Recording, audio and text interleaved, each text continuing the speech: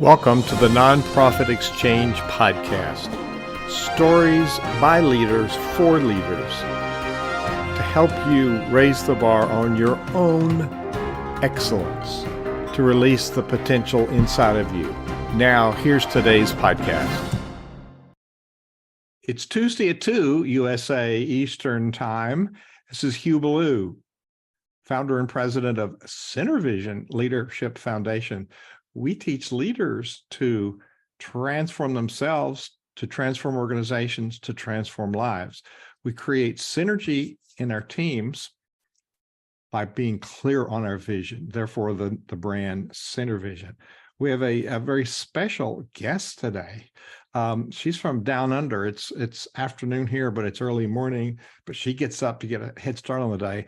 Lisa Colletta, tell people a little bit about who you are and the kind of work you do.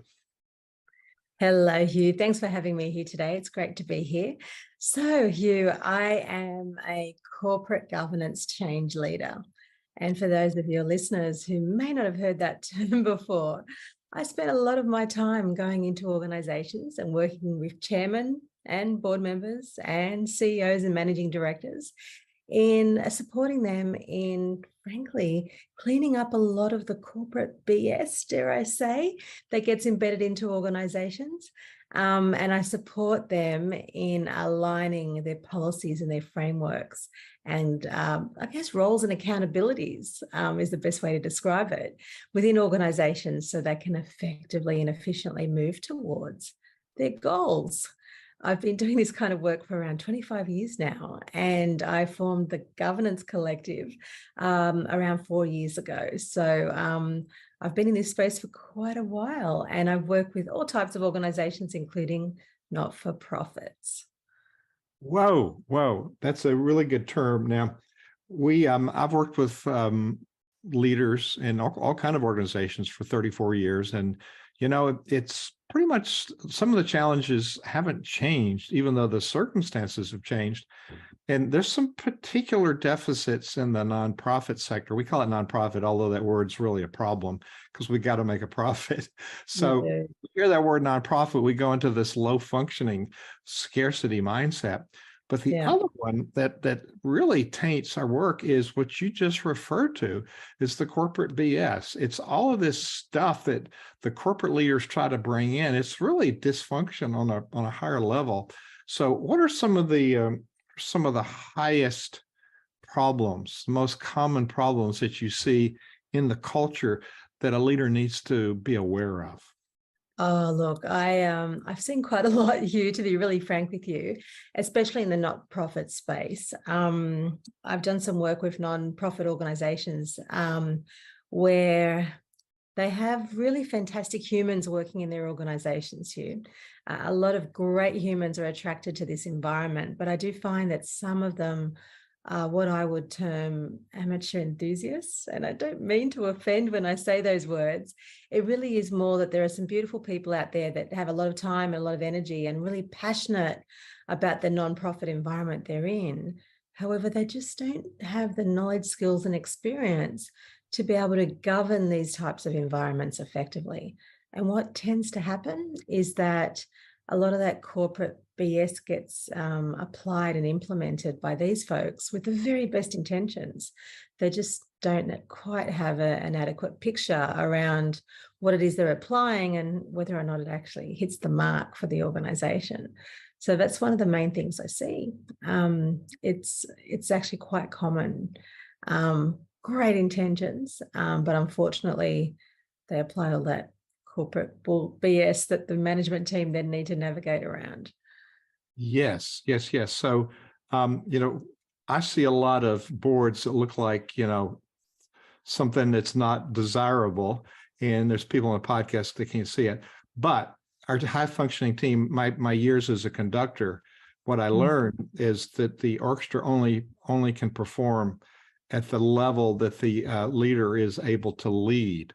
And that's true in the corporate world. So we have low functioning teams and cultures. That's probably, it stems from the leader. Is that correct? Yeah, most definitely. So in my experience, the tone gets set from the top. And because that tone gets set from the top, the behaviors that the organization chooses to accept are the ones that are actually demonstrated by the leaders at the top, which happens to be typically the board or the senior executive committee or whatever term the organization actually utilizes. And it's kind of sad from where I'm sitting, only because the intentions are so great. It's just the knowledge and the skills and the application of that tends to get a bit off track. What it actually results in, to be really frank with you, Hugh, is that when these well-intentioned leaders put these frameworks and these processes and whatever else in place, the people who are living and breathing and trying to navigate through to get things done get incredibly frustrated. And that's where that corporate BS piece kind of plays out. A lot of people have this assumption, or they assume that the corporate BS is actually the governance.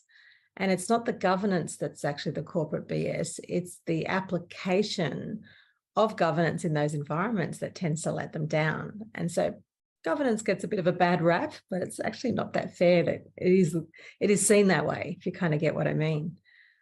Let's clarify some terms here. Now, Yeah. I think Winston Churchill used to say that Great Britain and America were two countries separated by a common language. So in Australia, that complicates a little bit more because we have different nuances in how, especially in the South in America, we have our own nuance in addition to that, you know.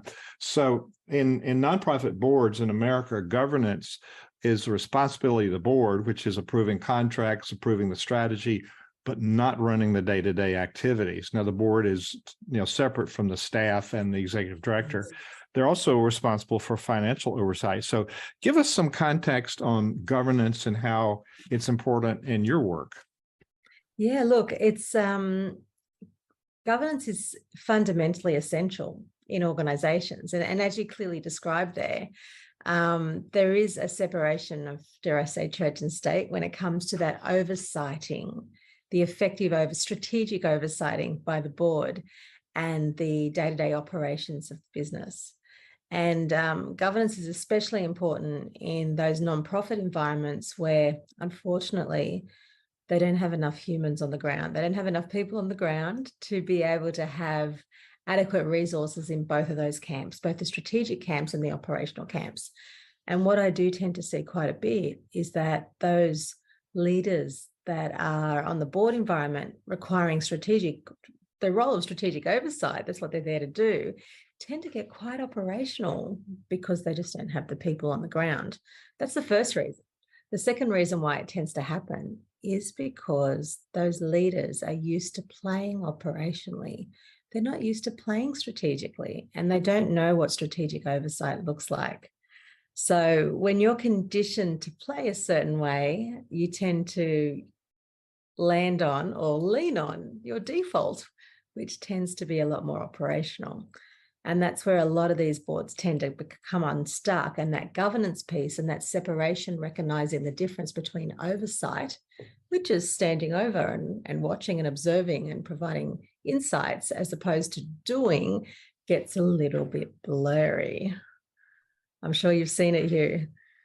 It's like me trying to be in front of an orchestra and directing without them having the music. So the strategy is the glue that informs people where they need to be engaged.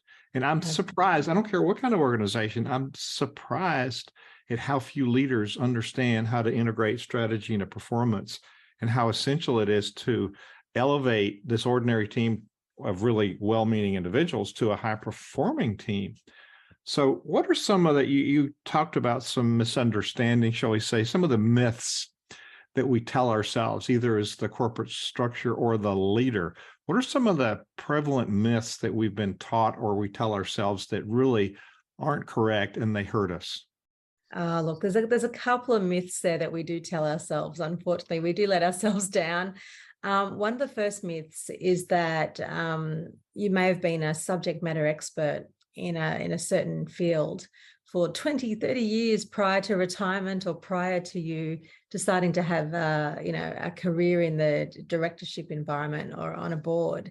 And because you are the subject matter expert and you're used to carrying that dare I say, persona with you, a lot of these individuals get on boards and still assume they are the subject matter expert, and therefore the people in the business who are there to do the doing are actually really heavily compressed by you as the subject matter expert on the board, strategically oversighting, but really operationally directing. We tend to tell ourselves that because we feel it's part of who we are and what we do. And sometimes we're not good at creating space for those that are actually there to do the work. I would say often. Often. Often, in my experience, leaders sometimes get in the way, and they don't, there's too many leaders that think they need to have all the right answers, when in fact, should ensure that everybody in the culture that works with them has the right answers. Just a different paradigm, isn't it? Oh, look, most definitely. And I think sometimes, again, with the very best intentions, leaders forget that they're really there at the most strategic levels to do three things. They're there to coach, they're there to guide, and they're there to lead. But for them to do that, they need to really create space and enable the individuals who are accountable in those roles to actually do what they're there to do. I want to highlight that. You heard it right here. What are those three things again that you said leaders are supposed to do? They're supposed to coach, they're supposed to guide, and they're supposed to lead. And when you coach and you guide and you lead, it doesn't mean that you do. It's really what it comes down to. There are doers and there are leaders. Probably one of the most misunderstood words in our common language is leadership.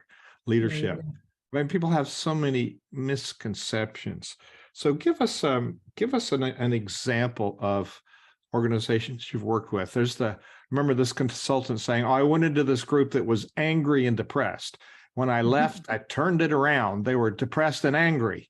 Now, that's not exactly a success story, but you got a better one than that. What's your story? Look, most definitely. The story that most comes to mind for me is that I work with some not-for-profit organizations here in Australia who have very, very best intentions, like so many others. They are in the not-for-profit school environment here in Australia. And what tends to happen here is that we have quite a few schools that are set up to deliver the curriculum, and our state and federal governments provide grants and incentives and funding for those organisations to be able to deliver what they do.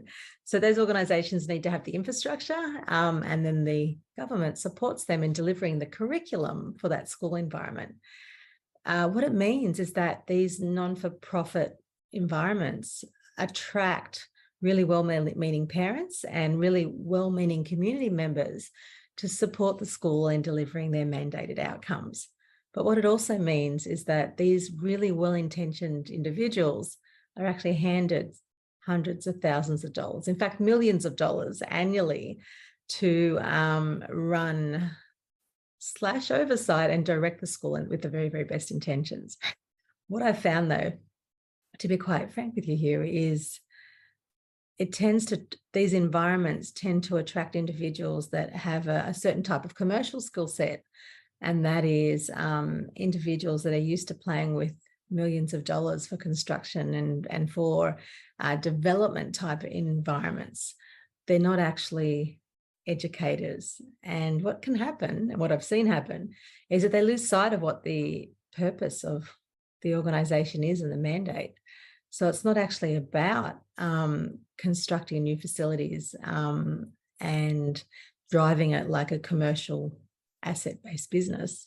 It really is about the education piece. And unfortunately, they can lose their way.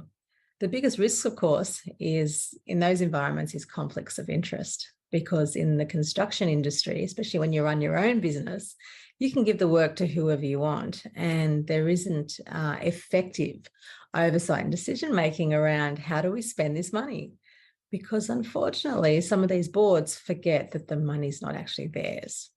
It's there on behalf of the children to deliver outcomes. Yeah, so what happens is that they're playing with the money like it's their own, and they lose sight of the fact that it's actually they're really stewarding those dollars on behalf of the students in the business, and they lose sight of that and end up spending dollars on things that don't align with the mandate of the organisation. we haven't really aligned with our values and our guiding principles and our core values. And Absolutely. and boards should know better, but they really don't, do they? Look, they don't. And again, because they're wired, individuals in these environments, in my experience, are wired with the very best intentions. So from where they're thinking, they're going to get the best person for the job to achieve the outcomes that need to be achieved. And what they're forgetting is that there needs to be really great governing oversight where they're making sure that every decision and dollar counts, and they're they're really getting value out of the money they're getting. And the only way they can do that is applying a really effective procurement framework that enables them to get quotes, to have rigor, and that doesn't involve conflicts of interest or any of those related party transactions, because typically it's a family member that they refer the work onto, and family members are not competing for this work. And the organisation, they're doing a disservice to the organisation because they're not able to demonstrate. And governance is a show me, not a tell me. It delivers show me's in the organisations, not tell me's. So when it comes time for auditors to step into those organisations from government to show me that you've used this money correctly in the way it was intended, a lot of these boards and organisations are falling down and having their funding taken off them because they're just not able to demonstrate that the rigor and the governance and the oversight is where it needs to be. You're so spot on. Funders want to know that you're good stewards of other people's money. And that's really critical if you want to have sustainable recurring funding. So talk about what would an ideal nonprofit board look like? Oh, great question. Great question. So typically, the actual makeup of the board comes from members. The members actually vote and put these boards in place. In some organisations, the members are the board because they've only got a certain number of members and they have to fill these board seats. Ideally, these boards and the way the skill sets on these boards are actually predefined. And like many great concepts in organisations, typically you have a role that's been defined and then you find a great human to fill that role so they're delivering on the outcomes. In a lot of these board environments, you tend to have humans that happen to have certain types of skill sets and they kind of default into that place and space. So the first thing I'll say is that when you're creating these board environments, it's ideal to actually design what kind of skill sets, oversight skill sets you need for these board members. And I'll stress that again, oversight skill set, not doing skill sets.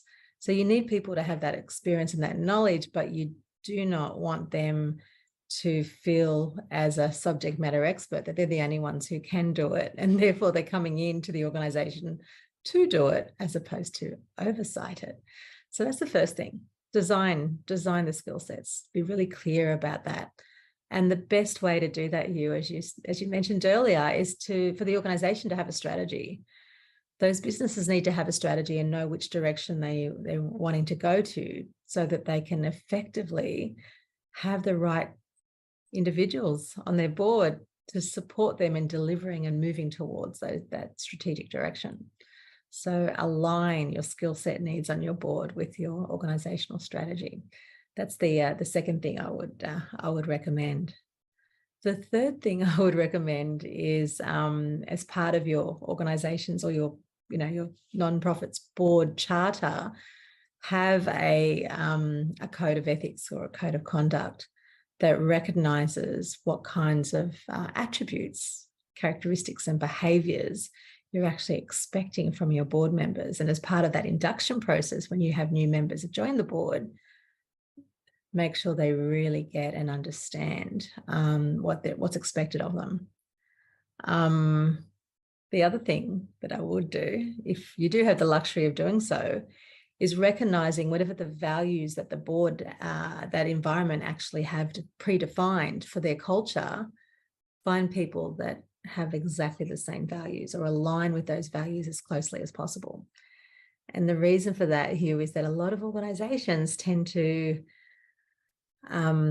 bring people in without doing that assessment, and then they spend all their time trying to realign individuals' personal values, and it's really hard slog. They spend more time managing people and behavior than they do recognizing that it would have taken less time to find people who actually had aligned values with the organizations in the first place.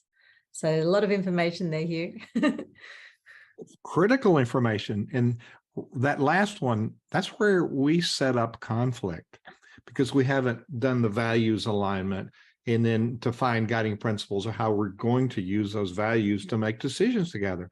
So that's the heart of creating a culture. And everything you've talked about is spot on with what we teach at Center Vision Leadership Foundation. So there's you mentioned a governance ecosystem. It's tied to the strategy. I want to go back to that, highlight what you said there. The strategic plan is just not an exercise of writing a document, putting in a file drawer. There's so many organic parts of it that you use to run. It's a roadmap. So I want to highlight what you said about the competencies. You want to do a certain kind of work, so you back up and say, here's the skill set we need for that. And then you look for somebody with skill set. Then, what you so brilliantly articulated, make sure that they have an alignment with your values and principles as you operate it. Did I hear you right? You most definitely did. Yeah, absolutely. Well, this is you talk about an ecosystem is a word you use. It's like ensemble in a drama group or a music group. It's how we show up together as a culture, right? Absolutely. Look, it definitely is. And it aligns with the show me and the tell me and the thinking and the doing. And the reason why it does that, Hugh, is that each of these governing frameworks, like whether they're managing risk or whether we're talking about procurement and how they make decisions around how they spend their money, each of these frameworks, if they're working well, actually really intertwine with each other, because you're considering risk when you're making purchasing decisions. You're considering the delegations of authority and who can make what decision while the procurement process is actually being applied. You're integrating strategy and risk because you want to understand as a board what risks are actually there that are potentially going to get in the way with us delivering our strategy. So each of these areas of focus, which I call, governing frameworks, risk, procurement, strategy, delegations of authority, are all part of a big ecosystem. And when I say big, I mean big as in important, not as in big, cumbersome red tape oversight kind of, spend a lot of money running them kind of frameworks.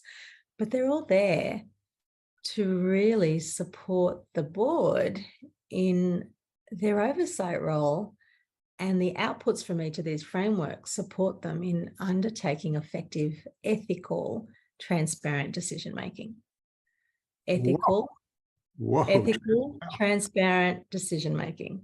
That is a great soundbite. Say it again. They're all there to deliver ethical, transparent decision-making. You know what? In America, all of our information is public. Our financials and everything is public. And being transparent is so important for anybody who wants to work with you, especially for funders. Oh, look, most definitely. When you think about being a funder or being the recipient of a funder, you're actually playing with someone else's money.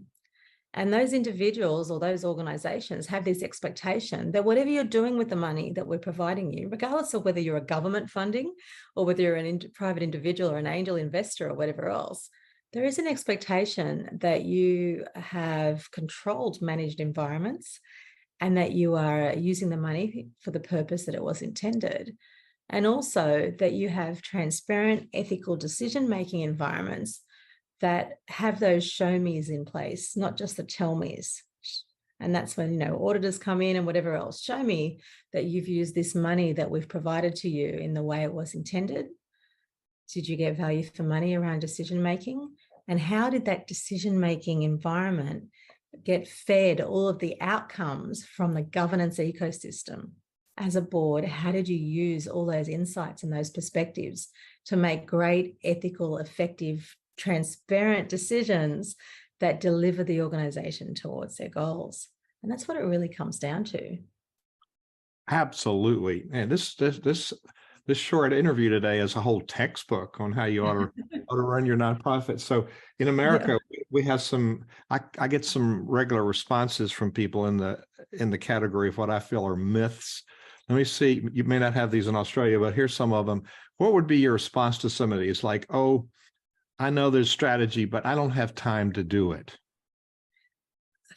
My first initial immediate response is you're not the right person for that role in that environment. If you can't put the time and the energy in place to apply a board approved strategy around where the organization is and where it's going in the next 5 to 10 years, I highly recommend, I encourage you to step away and create space for someone else who has got time to do so. She speaks the truth with love. Yeah, good work. With love, with the very, very best intentions. Absolutely. And it actually does come back to, really frankly, and you talked about it in our intro, around heart-centered governing leadership. Yeah. You can be a governing leader, but with the very, very best intentions, heart-centered intentions. And it doesn't mean you're a pushover. It means that you have the real conversations. And that's an example of one here. With the utmost respect, thank you for your passion and your commitment to the organization.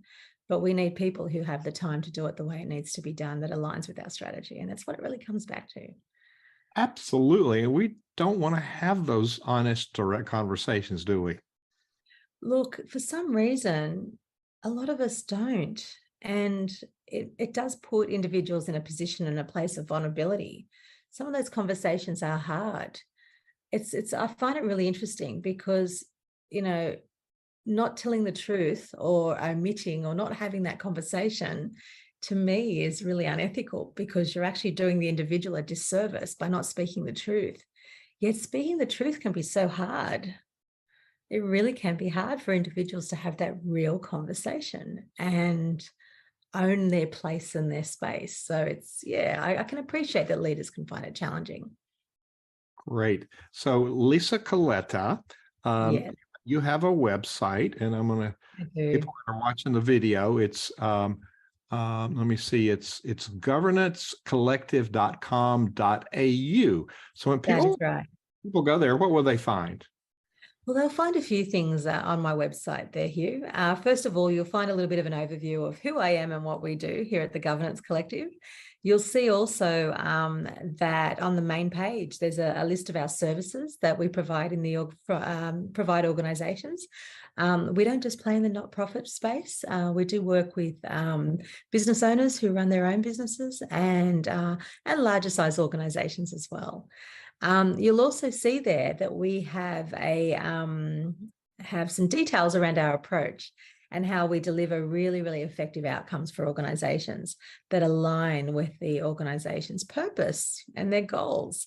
And a lot of that has to do with how the organization performs, the organization's culture, and how the organization wishes to grow and progress towards a strategic plan. So there's quite a lot of information there. You'll also see that there is a free link there to schedule some time with me.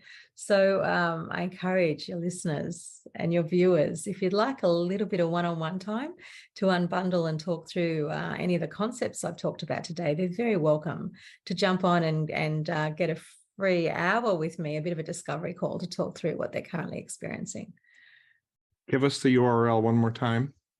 www.governancecollective.com.au.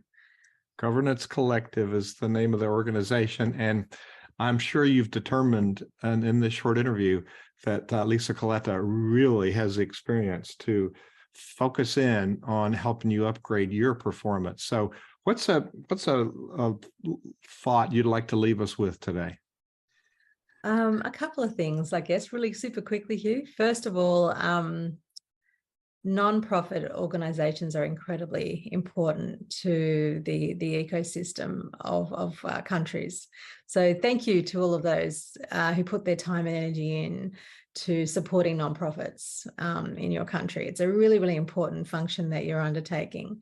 The key takeaway for those of you that are undertaking those roles is that you may find that from the conversation we've had today, that the level you're playing at may need to actually lift. And the key word for me is perspective.